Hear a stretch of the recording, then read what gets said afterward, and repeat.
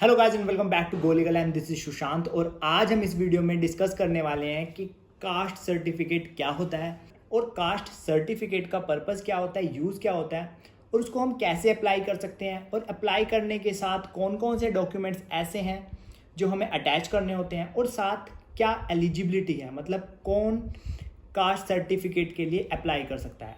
तो वीडियो को एंड तक देखना कि कुछ छूट ना जाए। तो चलो शुरू करते हैं। सबसे पहले बात करते हैं कि कास्ट सर्टिफिकेट होता क्या है। कास्ट सर्टिफिकेट एक तरह का प्रूफ है, आपकी कास्ट का प्रूफ कि आप इस किसी पर्टिकुलर कास्ट से बिलोंग करते हैं, और specially in case of backward classes and schedule castes.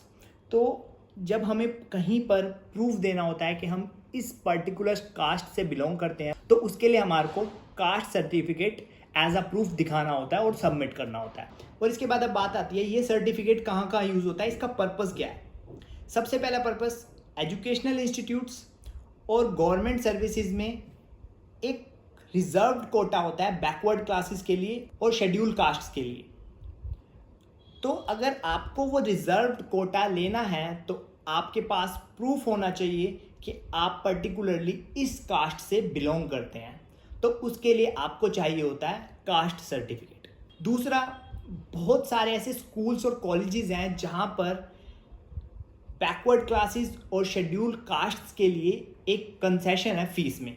तो आपको अगर वो फीस में कंसेशन लेना है तो आपको कास्ट सर्टिफिकेट सबमिट करना होता है। और बहुत सारे स्टेट्स में बैकवर्ड क्लासेस और शेड्यूल कास्ट्स के लिए सब्सिडीज़ हैं, और अगर हमें उन सब्सिडीज़ को अवेल करना है तो उसके लिए चाहिए होगा कास्ट सर्टिफिकेट। और कई बार गवर्नमेंट बैकवर्ड क्लासेस के लिए और शेड्यूल कास्ट के लिए कोई स्कीम निकाल देती है, और अगर उस स्कीम को अवेल करना है तो उसके लिए चाहिए होता है कास्ट सर्टिफिकेट। और लेजिस्लेचर में भी सीट्स रिजर्व्ड हैं और बैकवर्ड क्लासेस के लिए और शेड्यूल कास्ट के लिए, तो उस केस में भी हमें चाहिए होता है कास्ट सर्टिफिकेट। तो ये थे purpose and use of caste certificate. और अब बात करते हैं एलिजिबिलिटी की कि कौन पर्सन कास्ट सर्टिफिकेट के लिए अप्लाई कर सकता है।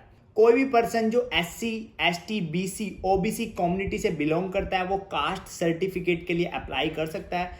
हर स्टेट का क्राइटेरिया अलग होता है। किसी स्टेट में कोई कास्ट शेड्यूल कास्ट में काउंट होती है और किसी स्टेट में वो कास्ट शेड्यूल कास्ट में काउंट नहीं होती। अगर कोई कास्ट किसी स्टेट में शेड्यूल कास्ट में काउंट होती है तो वहाँ पर आप कास्ट सर्टिफिकेट के लिए अप्लाई कर सकते हो।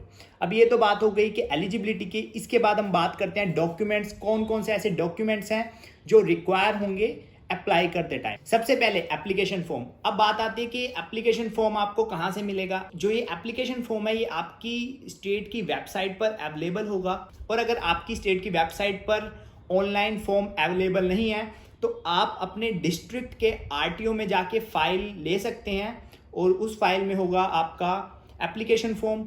और अगर RTO में भी आपको एप्लीकेशन फॉर्म नहीं मिलता तो आपके डिस्ट्रिक्ट का जो भी डिस्ट्रिक्ट कोर्ट होगा या सब डिविजनल कोर्ट होगा वहाँ पर जाएं, और वहाँ पर बहुत सारे टाइपिस्ट होते हैं, उन टाइपिस्ट को बोलेंगे तो वो आपके लिए एप्लीकेशन फॉर्म तैयार कर देंगे कास्ट सर्टिफिकेट के लिए।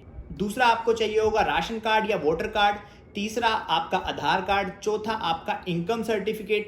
पांचवा, आपका रेजिडेंस प्रूफ। अब रेजिडेंस प्रूफ में क्या आएगा। रेजिडेंस प्रूफ में आप अपना डोमिसाइल दे सकते हैं, रेजिडेंस प्रूफ में आप बिजली का बिल दे सकते हैं, रेजिडेंस प्रूफ में आप अपना पानी का बिल दे सकते हैं, या फिर आपकी जो बैंक की पासबुक है उसकी कॉपी भी दे सकते हैं। और छठा, आपकी पासपोर्ट साइज फोटोज, और इसके साथ लगेगा एक सेल्फ अटेस्टेड डिक्लेरेशन। जब आप ये एप्लीकेशन फॉर्म डाउनलोड करेंगे तो इसी के साथ आपकी सेल्फ डिक्लेरेशन भी डाउनलोड होगी। अगर आप कहीं से टाइप करवाते हैं तो ये सेल्फ डिक्लेरेशन भी वहाँ पे टाइप होगी। उस सेल्फ डिक्लेरेशन में लिखा होगा कि मैं पर्टिकुलर इस कास्ट से बिलोंग करता हूँ, और उसको आपको साइन करना होगा। और इसके बाद हम बात करते हैं प्रोसेस की कि जब हमारे पास ये सारे डॉक्यूमेंट्स होंगे, एप्लीकेशन फॉर्म होगा, तो इसके बाद हमने क्या करना है। आपने एप्लीकेशन फॉर्म और ये सारे डॉक्यूमेंट्स की एक फाइल बनानी है, और फाइल को लेकर जाना है अपने एरिया के काउंसलर के पास। मतलब आपके एरिया का जो भी काउंसलर होगा, पार्षद होगा या सरपंच होगा, उसके पास लेके जाना है। वो क्या करेंगे, वो इसके ऊपर रिपोर्ट लिखेंगे। रिपोर्ट में ये लिखा जाता है कि ये पर्टिकुलरली इस कास्ट से बिलोंग करते हैं और ये इस एरिया में रहते हैं। जो भी रिपोर्ट होगी उन्हें पता होता है, वो रिपोर्ट लिख देंगे और उसके ऊपर अपना स्टैंप और साइन कर देंगे।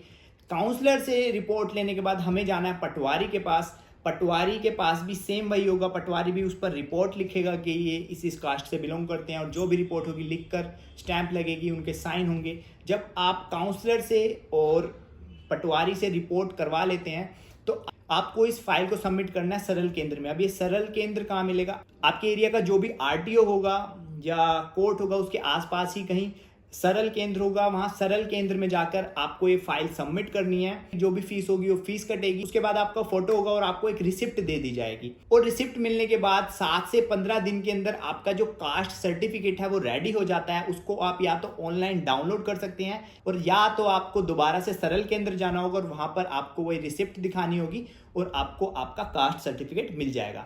आई होप आपको इस वीडियो से कोई ना कोई हेल्प मिली होगी, और आपको अगर ये वीडियो अच्छी लगी हो तो इसको लाइक कर देना, और अगर आपने अभी तक गो लीगल को सब्सक्राइब नहीं किया है तो सब्सक्राइब कर लें, और इस वीडियो को अपने फैमिली के साथ, अपने फ्रेंड्स के साथ शेयर करें कि और भी लोगों की हेल्प हो जाए। और हमारी लीगल स्टडीज और लीगल सर्विसेज जानने के लिए हमारी वेबसाइट विजिट करें जो है www.thegoligal.com। तो फिर मिलते हैं हम अगली वीडियो में, तब तक के लिए बाय बाय।